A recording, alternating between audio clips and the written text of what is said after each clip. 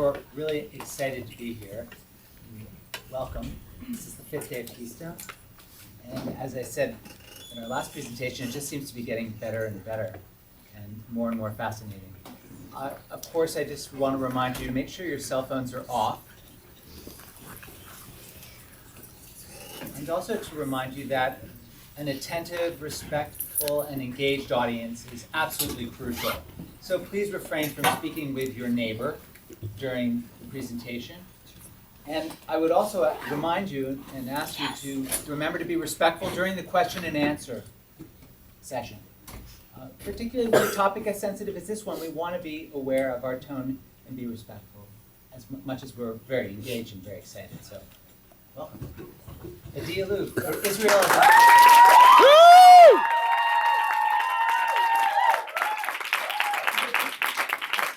Thank you. First, of course, I'd like to thank you guys all for coming, for taking time out of your day and spending it with me. I'm very grateful. I originally wanted to start off with a joke because I thought that would captivate you guys before we delve into such an intense topic. So I actually went and I Googled Israel apartheid jokes. Nothing came up. So that was my joke.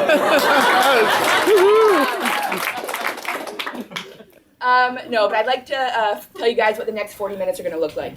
So first, forgot about the timer.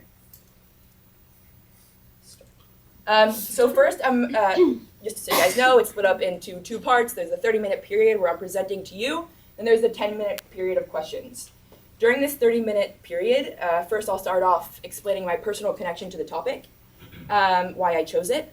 Then, for most of the time, I'll talk about kind of background, context, history, borders, wars, people, whatever, all that stuff that you guys kind of have to know in order to begin to approach this question and this claim and charge.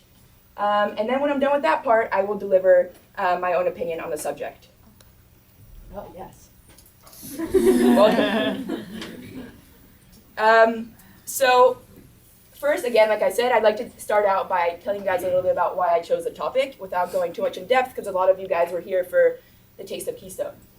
But I'll start off pretty simple. I have always been very, very interested in the state of Israel.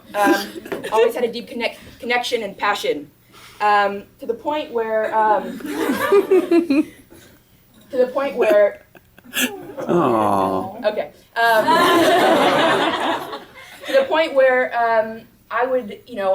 grew up in a Zionist household, very pro-Israel, in the way I define that, and I mean, just passion. And whenever I'd get faced with this question that Israel's an apartheid state, I would freak out, and I would get heated, and I would get frustrated, and I'd have these passionate instincts, but I wasn't able to ever provide a substantiated response to whatever was being thrown at me. And there have been a few instances, some here at JCHS, and another one in a Bronfman interview where I kind of froze and got emotional and didn't really know how to answer the question and freaked out. And I guess when you start crying a lot about an academic topic, you know that's something you should pursue. So here I am. And my goal is really to come up with my own response so I can go out into the world, and instead of saying F you to whoever approaches me with this charge, I can say, this is my opinion. But sadly, you have to wait till the end of my presentation for that. So first to begin, we have to define apartheid. Apartheid is a Dutch Afrikaans word for separation, literally.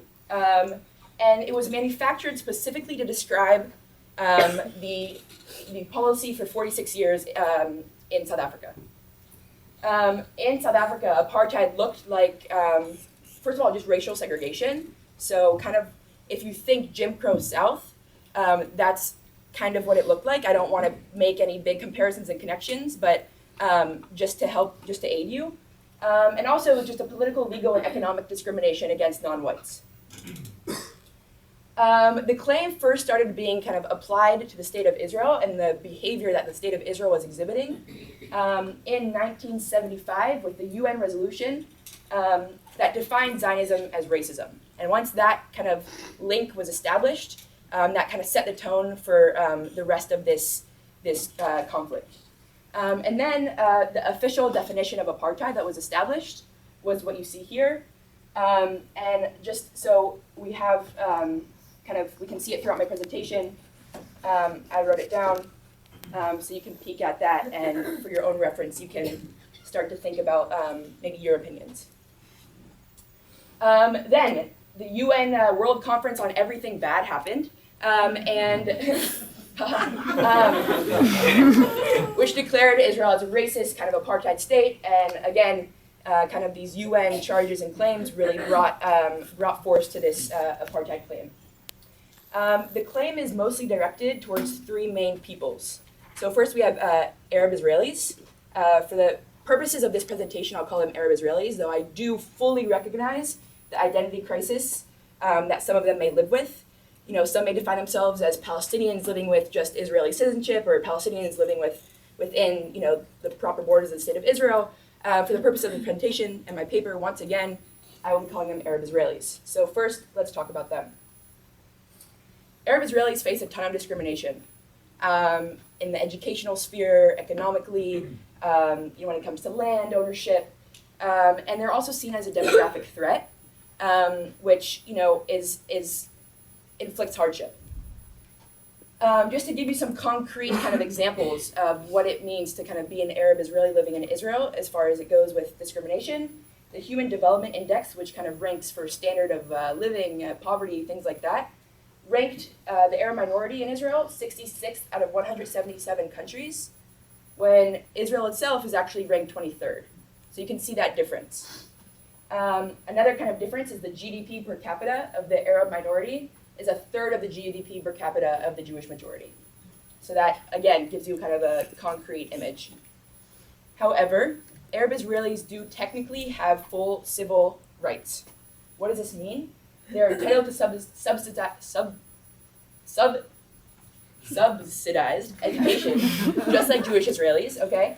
They fully participate in the political process. They don't have their own parties. They occupy high-ranking Knesset positions, though this is often used as tokenism, so I do want to just say that. But yes, they do have those rights. So that's my segment on the Arab Israelis for right now. I would now like to venture into talking about the West Bank and the Palestinian residents in the West Bank. And before I do that, I need to kind of tell you guys a lot about the history of the West Bank, just so we can talk about that land and how it came to be, because there's not that much. It's a very unique territory in its status. Before I go into this as well, I kind of want to tell you guys that I did not mean to oversimplify anything by any means. Just because of time, I kind of had to gloss through some things, skip over some things, simplify some things. So I just want you to understand, this is not me trying to like give in my bias or trying to, oversimplify like I said. This is simply me trying to make it fit into the time that we have. So, War of Independence for the Israelis was in 1948, and during this war, 75% of the Palestinian population, which was about 750,000 Palestinians, were either forcibly expelled or fled and became refugees. Okay, so that's important to know. Then, December 1949, Israel was established, the Jewish state. The green line, the armistice line, becomes the border, as you can kind of see here on the map. The West Bank is occupied by Transjordan, which no longer exists. And then the West Bank was annexed by Jordan. So right now, Israel has no involvement in the West Bank, really. Okay, so that's really important to understand. Then 1967 happened, another war. Shocking. This, some say, was a defensive war, some say it wasn't. I do identify it as being a defensive war, even though Israel made the first physical attack. The Arab armies were coming. And in this war, Israel defeated Egypt, Syria, and Jordan, okay? 3 of its neighbors. As a result, Israel tripled in size, as you can see here. This was obviously given back. And as a result of this tripling in size and this victory, Israel gained control over 1 million Arabs, okay? So that's, again, an important thing to be aware of. Then, from 67 to 93, the West Bank was under military jurisdiction, okay? So this was occupation. And then the first Intifada happened. Anybody know what intifada means? Yes, please. Shaking off. Right. So it was literally a shaking off. It was an uprising and a response to these years of occupation. Okay? And so this response to Israeli occupation, which was very violent, started with a lot of rock throwing and escalated by Palestinian residents in the West Bank, kind of came to an end with the Oslo Accords in '93. And we see here Yitzhak Rabin, we see Bill Clinton, and we see Yasser Arafat, and those were the three key primary members of this negotiation. This, the Oslo Accords were huge, I think. Why? Because it was mutual recognition. It was the first time these two sides actually came to the table and recognized each other's existence. And that might seem simple, but let me tell you, it is not when it comes to Israel and Israeli politics. And what does this actually mean? This means that the PA, the Palestinian Authority, actually took out of their charter the clause that said that they are for the kind of destruction of the state of Israel. Okay? So this is huge. This was able to establish any further talks. Israel also, as part of the Oslo Accords, withdrew from parts of the West Bank. And what was supposed to be an interim kind of compromise, the West Bank was divided into 3 areas. Area A is exclusively under security and civil Palestinian control, okay? And that's all the dark red you see on the map. Area B is where Palestinians have civilian control and Israel controls security, okay? And Area B is kind of the gray. And then Area C, which takes up most of the land of the West Bank, is fully controlled by Israel, and that's where the Jewish settlements are. About 300,000 Jews living in the West Bank. Great. What is the status of the Palestinians living in the West Bank? You might ask, and I might answer.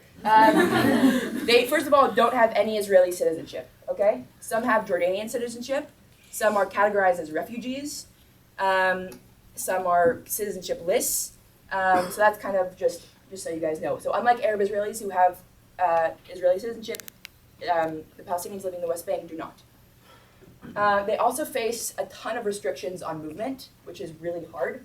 There's checkpoints, there's a permit system, and there's the wall, as many of you will call it. However, I don't really go by that phrasing because only less than 5% of it is actually a physical wall.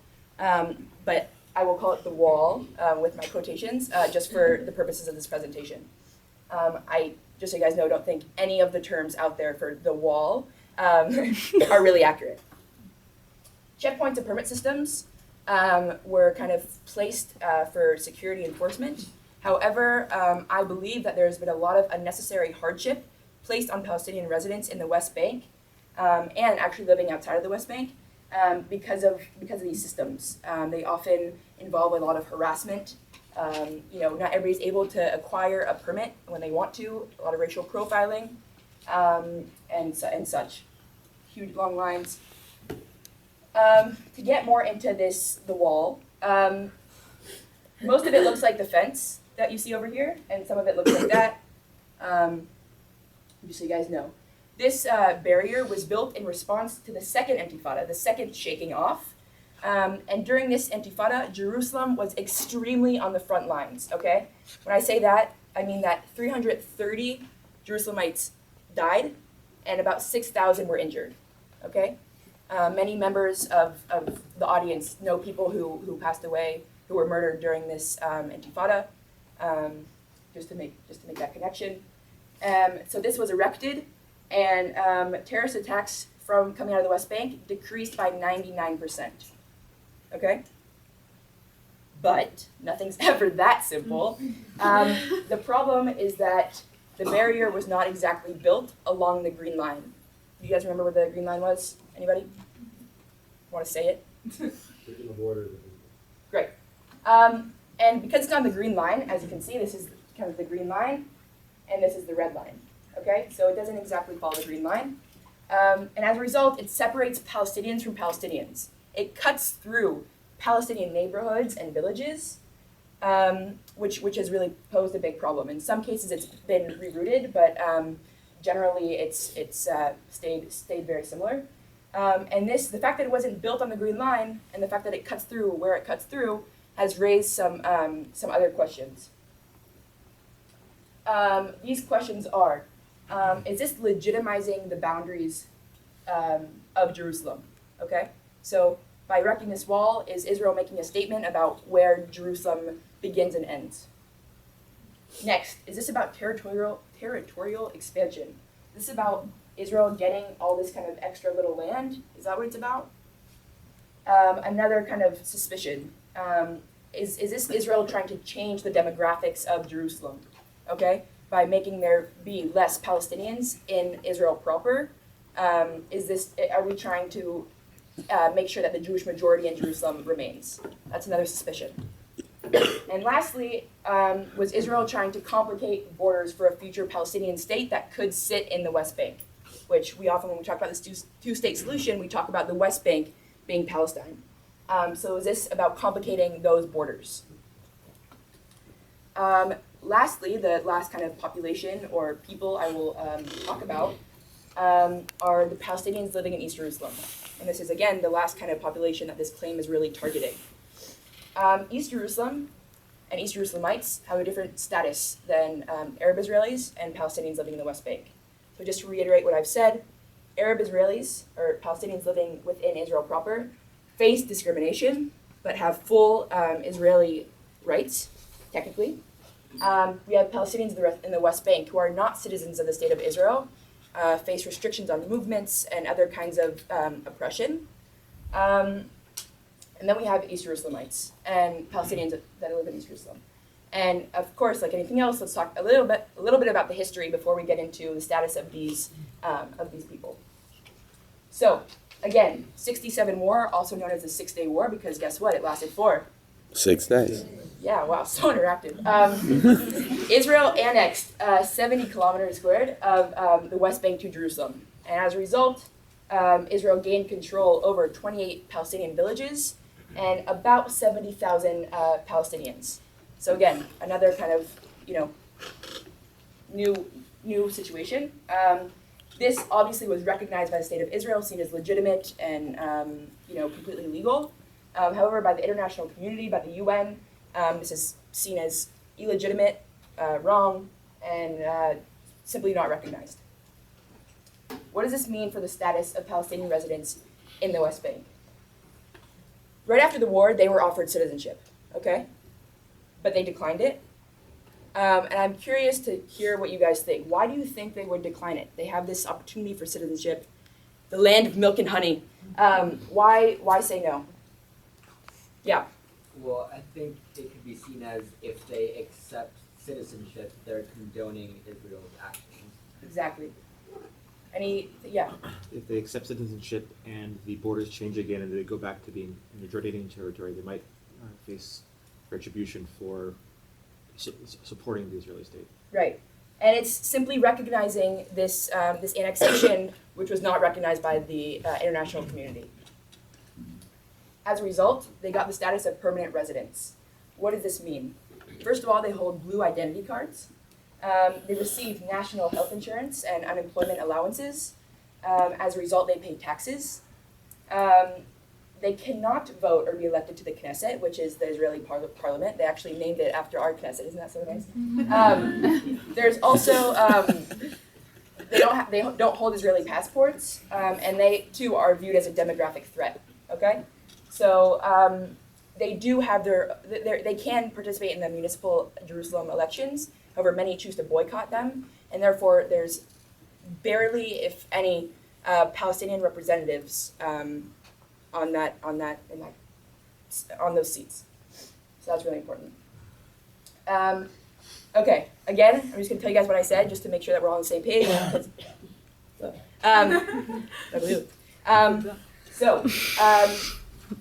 Arab Israelis, discrimination, basically equal rights. Okay.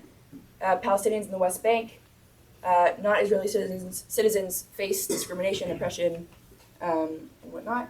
And then East Jerusalemites, who are seen as Palestinians who live in East Jerusalem, who are seen as permanent residents. So what is my take on this whole situation, right?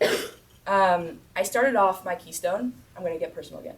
I started off my keystone saying, I'm going to confront the Israeli apartheid claim. I'm going to attack the Israeli apartheid claim. I'm going to tackle it. I'm going to, kind of that kind of words with those connotation, if you see them where I'm going. And through my presentation, I was really, not presentation, through my keystone process, that attitude changed. I'm not saying I'm not right wing, and I'm not saying I'm not a Zionist, because that's one of the first things I defined myself as. And I'm still going to the IDF next year, so I will still be on the side of Israel in the Gardens where they hold the Israeli flags, not the other. So I came up, I was actually really proud of myself for having an open mind that I think I really was able to develop. And I think I have a nuanced point of view.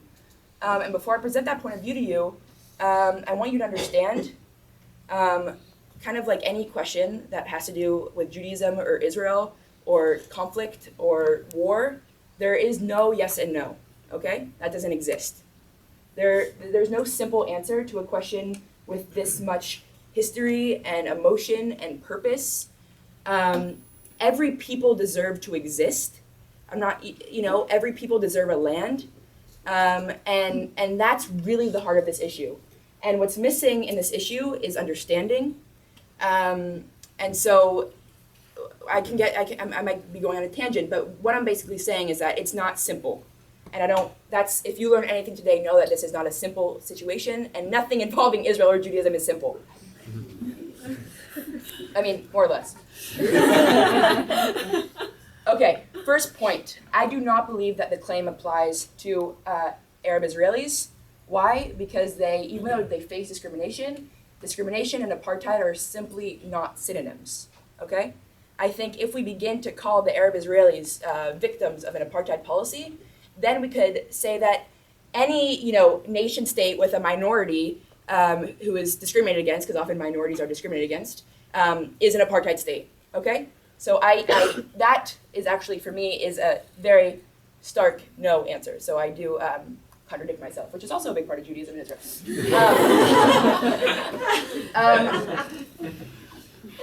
Now to get into the more juicy stuff, I will have a cheat sheet just because I really want to get all the words right, because this is such a controversial topic, and I just want to make sure that I'm doing the complexities justice. So, Israel, I truly believe, wants to be a Jewish and democratic state. Okay, that has kind of been the narrative. But the reality is that Israel rules over Palestinians living in East Jerusalem and the West Bank in different ways. And I believe that the apartheid charge is most valid in the West Bank. Okay, over 300 Jewish Israeli citizens live in West Bank settlements, and an additional 200,000 in East Jerusalem. This network of Jewish communities living alongside Palestinian populations without citizenship, I think, gives validity to the apartheid claim. All right? Israel playing the role of the institutionalized government in the formal apartheid definition, as we see here again, systematically exhibits acts of dominion over Palestinians in the West Bank. The West Bank is one territory, one unit, but within this one territory, residents are ruled differently by the state of Israel based on race and heritage, and that, I think, is the underlying issue of apartheid, okay? I believe that a country must have a set policies for all of the people that fall under its jurisdiction. No different rules and different statuses dependent on location and heritage, okay? Now, okay, that's what I said in a bit more simple language. And I want to address more, I want to give you guys more than just that. According to international law, it is the norm for temporary military administration to be applied to territories that are occupied and thus not under the sovereignty of the state. All right? But my question in response is, how long is temporary? And of course, we can't know exactly how long temporary is because we're living in the present and we're not zooming back, so we just know, we can just kind of establish definitions for temporary based on the ratios of time that we kind of are living in, if that makes any sense. It makes sense to me. And because of the constant failure of negotiations and peace talks, the status of the West Bank has proved to be more than just a provisional interim compromise. Israel has had some sort of military governance over a land that legally is not considered hers for over 45 years, since 67. Israel proper and the West Bank, I believe, have functioned as one economic and political unit for too long. And I think that's another kind of issue. And I will, at the end of my presentation, get to what do we do? So hold on for that.